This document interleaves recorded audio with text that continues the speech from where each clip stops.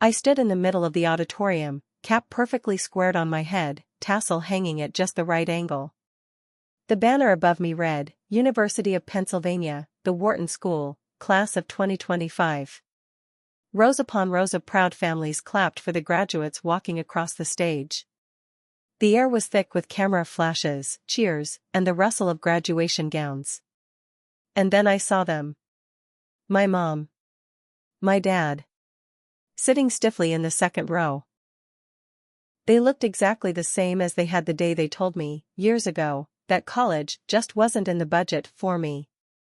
The same expression of reluctant pity, except this time, there was something else. Panic. Because when the dean called my name, magna cum laude, Master of Business Administration, Wharton School, every single person in that hall turned to see the student whose parents were now suddenly sinking into their seats. They didn't know the half of it yet. Not how I'd gotten here without a dime from them. Not what I'd learned along the way. And definitely not the surprise I had planned for right after the ceremony, the one that would leave them speechless in front of the entire crowd. If you're enjoying this so far, don't forget to subscribe, tap that like button, and comment below where you're listening from. I'd love to know. By the way, I'm Samira. And this is the story of how being denied a future pushed me to build one so big, my own parents didn't see it coming. I was 17 when I found out the truth. We were in the kitchen, the smell of burnt toast still lingering because my dad always thought he could multitask the toaster and the coffee pot. My acceptance letter to NYU was on the counter, the one I'd been dreaming about for years. I was practically bouncing in place, rehearsing how I'd say it. I got in. I'm going to New York. I'll work part-time, you just have to help me with tuition. But before I could even get to the New York part, my mom's face hardened. Sweetheart, we can't pay for that. You'll have to figure it out yourself. At first, I thought I'd misheard. They'd paid for my sister Aisha's tuition in full when she got into Boston University just 2 years earlier. Every single dime, no loans, no part-time job, no worries. But, you paid for Aisha. My voice cracked when I said it. Dad sighed, as if it was a decision he'd made months ago and just didn't feel like explaining until now. Aisha's program was an investment. Yours, journalism? That's not going to pay the bills. I remember gripping the edge of the counter so hard my knuckles went white. So, I'm not worth investing in? They didn't answer. Which told me everything. In that moment, something inside me shifted. I realized this wasn't just about money, it was about belief. And they didn't believe in me. I left the kitchen that day with my NYU letter in one hand and my pride in the other. And I promised myself one thing, I'd build a future so big they couldn't ignore it. When I say I disappeared, I don't mean I vanished into thin air. I mean I stopped being the daughter who came home every weekend, the one who shared every little update. While Aisha enjoyed her sorority events and weekend trips funded by mom and dad's credit card, I was living in a cramped apartment above a noisy laundromat, juggling 3 part-time jobs. Mornings, I stocked shelves at a grocery store before sunrise. Afternoons, I worked as a receptionist at a tiny law office that smelled permanently of burnt coffee and printer ink. Nights, I wrote freelance articles for online blogs, the kind that paid $25 for 1,000 words. Every dollar went into a future fund I kept in a separate savings account. Not for clothes, not for trips, but for an education I would choose, on my terms. And here's the thing, while I was scraping by, I learned more about business, deadlines, and negotiation than any undergrad lecture could have taught me. I stopped attending family dinners. I didn't have the time or the energy to sit through conversations where Aisha's achievements were celebrated like Olympic victories while my grind was treated like a phase I'd grow out of. It wasn't bitterness, not yet. It was survival. I told myself that every skipped holiday, every missed birthday, was an investment. Because I wasn't just working for a degree. I was working for proof. Proof that I could build something out of nothing. It happened on a rainy Thursday night. I was sitting in my apartment, the steady hum of the laundromat dryers below vibrating through my floorboards. My third cup of instant coffee sat cold beside me, and I was staring at my laptop screen, blinking at yet another rejection email. Then, buried in my inbox, I saw it. Subject: freelance assignment, approved. It wasn't just another $25 blog piece. This was different. A well-known finance site had read one of my sample articles and wanted me to write a recurring column. They were offering $250 per article. 10 times my usual rate. I reread the email 3 times to make sure it was real. My heart was pounding so hard I could hear it in my ears. That first month, I pulled in an extra $1,000. Then $1,500. By the end of the year, I had enough steady income from writing that I quit the grocery store job. But I didn't tell my parents. I didn't want congratulations. I wanted them to keep thinking I was struggling, because the truth would only matter when it came with a reveal big enough to make their jaws drop. So I worked quietly, stacking article after article, client after client. The future fund started looking less like a rainy day stash and more like a ticket to something bigger. I didn't know exactly what bigger was yet, until the night I got an email with the subject line, Executive Education, Wharton School of Business. I remember opening that email like it was a letter from another universe. It was an invitation to apply for a program at the Wharton School, not just a single course, but a pathway to their full MBA if I proved myself. I'd never even let myself dream about Wharton. That was the kind of school kids went to when their parents were CEOs or senators, not the daughter of a man who thought journalism was a hobby. The tuition number made my stomach flip. I could cover the first semester from my future fund, but after that, I'd have to get creative. For about a week, I wrestled with the fear. What if I failed? What if I burned through my savings and ended up right back in that laundromat apartment, older and more broke than before? But then I thought about that day in the kitchen, about the way they'd looked at me like I was a bad investment. And I realized, fear was the point. If I was scared, it meant I was pushing into a place they never thought I could reach. I hit submit on the application and didn't tell a soul. A month later, the acceptance letter came. I remember holding it against my chest, smiling through tears, because for the first time in years, I wasn't just surviving. I was building. Shall we go into scene 6, the double life? You said, continue. ChatGPT said, scene 6, the double life. Starting Wharton felt like stepping into another world. Polished hallways lined with glass, classmates who casually mentioned their families' hedge funds over coffee, professors whose names appeared in the Wall Street Journal. And me? I was still living in that same noisy apartment above the laundromat, still eating instant noodles 3 nights a week, still writing articles until 3 a.m. to cover my tuition and living costs. Every morning, I slipped on my best thrift store blazer, rode the train into Philadelphia, and walked into classrooms where nobody knew I was self-funding every cent. I didn't tell them that my parents' section on the financial aid forms was blank. In that world, I was just another ambitious MBA student. But outside of it, I was the girl who still had to weigh whether she could afford both a textbook and groceries in the same week.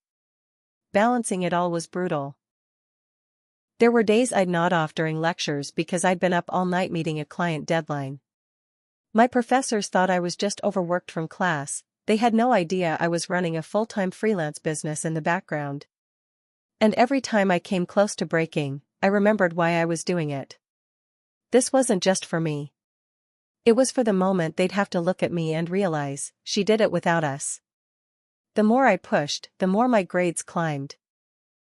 The more opportunities opened up. Internships, networking dinners, even speaking at a small conference. I knew the end game was coming, but I wanted it to be spectacular. It was the middle of my second year at Wharton when I got the email from Aisha. Subject: let's catch up. We hadn't really spoken in years, not out of outright hatred, but because our lives had moved in opposite directions.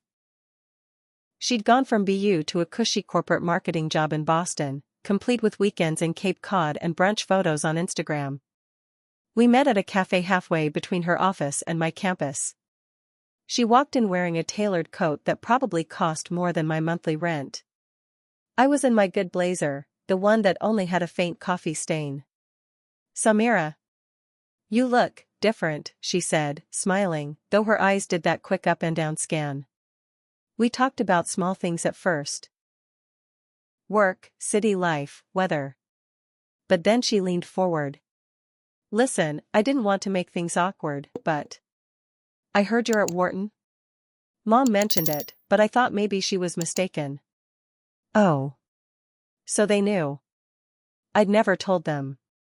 Apparently, my absence had started raising questions. I nodded, sipping my coffee. "Yeah. MBA program." She blinked. "Wow. That's huge." She didn't ask how I was paying for it. Maybe she assumed I'd taken out massive loans, maybe she thought I'd found some secret benefactor. But the way her tone shifted told me she knew this was bigger than she'd imagined. When we hugged goodbye, she said, "You should come to dinner sometime. It's been too long." I smiled, but inside, I was thinking, I'll come to dinner when it's time for the big reveal. By the time my final semester rolled around, I'd already been offered a position at one of the top consulting firms in New York. With a starting salary that would have made my 17-year-old self cry tears of relief. But the job offer wasn't the climax I wanted. No, the real moment I'd been working toward was graduation day. I could have just sent the standard invitation, but where was the drama in that? Instead, I mailed my parents a plain white envelope. Inside was a single card that read, "Samira, Wharton School MBA graduation, May 18, 2025. Front row seats reserved.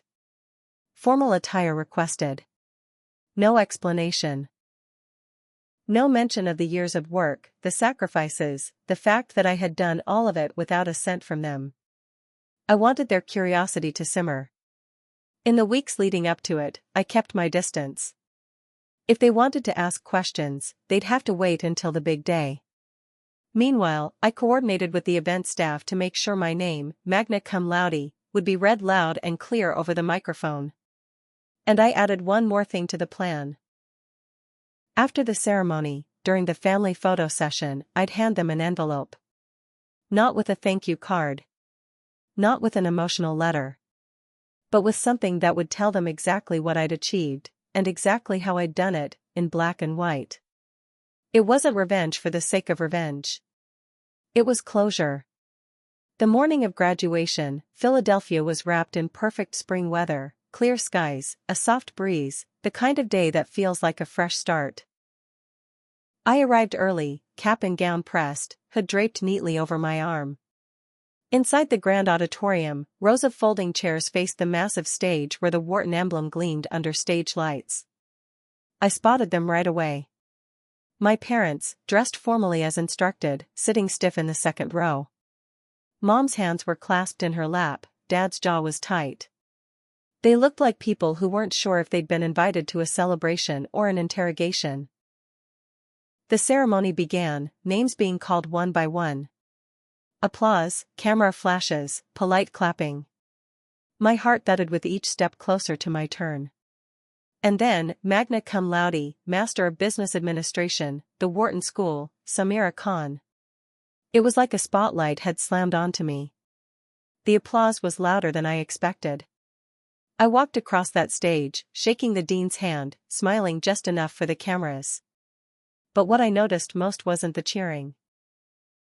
It was the silence in the second row. They weren't clapping. They were staring. And in that stare, I saw it, the sudden realization of just how wrong they'd been. I took my diploma, nodded to the crowd, and kept walking, because the real moment was still waiting for me, tucked inside the envelope in my bag. After the ceremony, graduates spilled into the courtyard, a sea of caps, gowns, and proud families taking photos in front of the Wharton banners. Laughter and camera shutters filled the air. I found my parents standing awkwardly by a flower bed, my mom clutching her purse, my dad looking like he was still processing what he'd just witnessed. "Congratulations," Mom said, forcing a small smile. Dad nodded.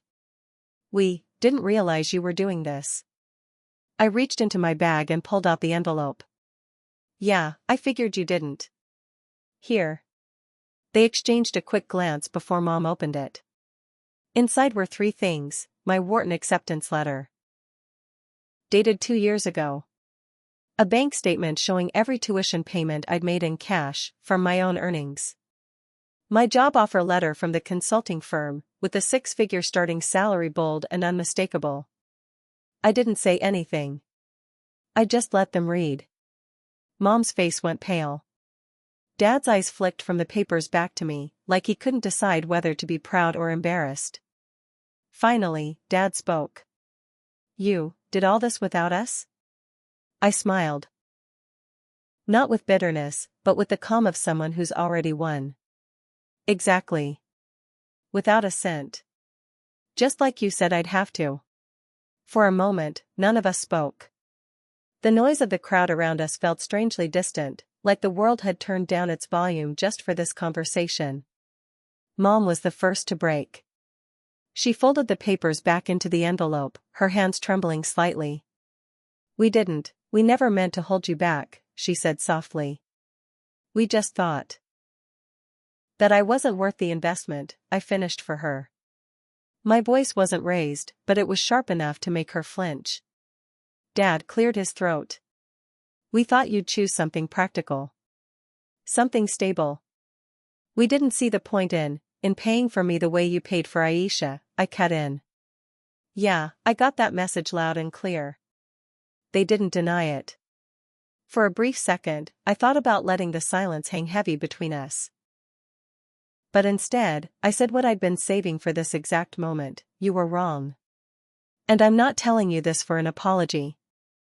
I'm telling you so you know, the next time you decide who's worth betting on, maybe you'll think twice before counting someone out."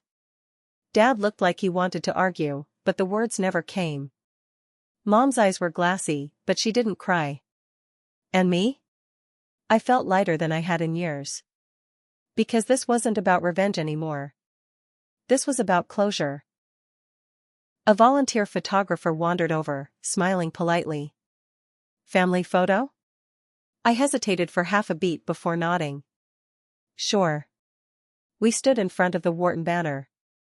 I held my diploma, my cap still perfectly in place. Mom and Dad stood on either side of me, their smiles tight, their eyes still flickering with the weight of what they'd just learned. The photographer counted down, 3, 2, 1. Click. In that single photo, everything was captured. Me, standing tall, not needing their support anymore. Them, smiling because they had to, but pale enough for anyone to sense something was off. The Wharton crest above us, proof that the impossible had been done. Later, I'd frame that picture and hang it in my apartment. Not as a trophy, but as a reminder, that was the day I stopped chasing their approval and started standing entirely on my own. The rest of the afternoon was a blur of congratulations from professors and classmates. My parents left early, claiming they had a long drive, but I knew it was because they needed time to process what had just happened. And for once, I didn't care if they processed it or not. I had my degree, my future, and my own hard-earned pride. That night, after the graduation dinner with a few close friends, I went back to my apartment, yes, still the one above the laundromat. The dryers below hummed like they always did, but this time, it felt peaceful. I took off my cap and gown, laying them neatly across my couch, and sat with a glass of water, just letting the silence sink in. No calls from my parents. No congratulations text from Aisha. Just quiet. I thought I'd feel an ache, some part of me still wishing they'd say we're proud of you. But instead, there was a strange sense of calm. Because here's the thing, when you've spent years proving yourself to people who never believed in you, the real victory isn't hearing their praise. It's realizing you don't need it anymore. I opened my laptop and glanced at my job offer again. The salary, the relocation bonus, the signing package, all things I had earned without anyone pulling strings for me. And I smiled, because the best part was yet to come. In just a few weeks, I'd be moving into a high-rise in New York. The laundromat hum would be replaced by the city skyline. Not because I was trying to run from my past, but because I'd finally built a future big enough to walk into without looking back. 2 months after graduation, I was settling into my new life in New York. My apartment was on the 27th floor, with floor-to-ceiling windows overlooking the skyline. At night, the city lights spilled into my living room like a reminder that I'd made it here on my own terms. One Saturday morning, my phone buzzed. It was Aisha. "Hey, I'm in the city for work. Want to grab lunch?" I almost said no, not out of spite, but because I'd finally stopped chasing family connections that only existed on their terms. But something in me wanted to see her. We met at a small rooftop cafe. She walked in looking as polished as ever, but her tone was softer this time. "I saw your photo from graduation," she said, sipping her iced coffee. "You really did it." "Yeah," I replied simply. She hesitated. "Mom and Dad still talk about that day. I think they didn't expect to feel what they felt." I didn't ask her to elaborate. I didn't need to. When we finished lunch, she glanced at the view and said, "You should come home sometime." I smiled politely. Maybe. But inside, I knew I already was home, and it wasn't in their house. It was here, in this life I'd built, brick by brick, without their approval or their wallet. As I watched her leave, I realized something: the best revenge isn't just success.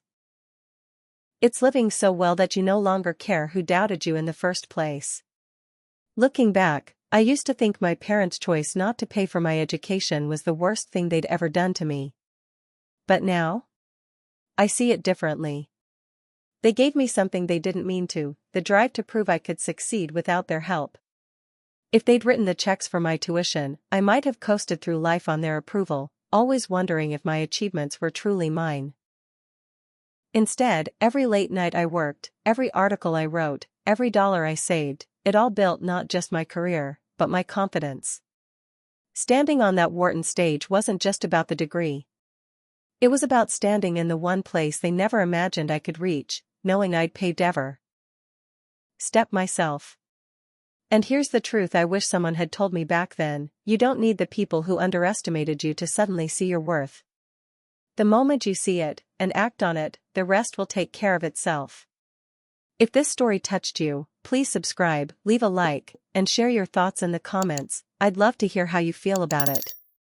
Because if you're out there grinding in the dark right now, feeling invisible, just know, one day, the light will find you.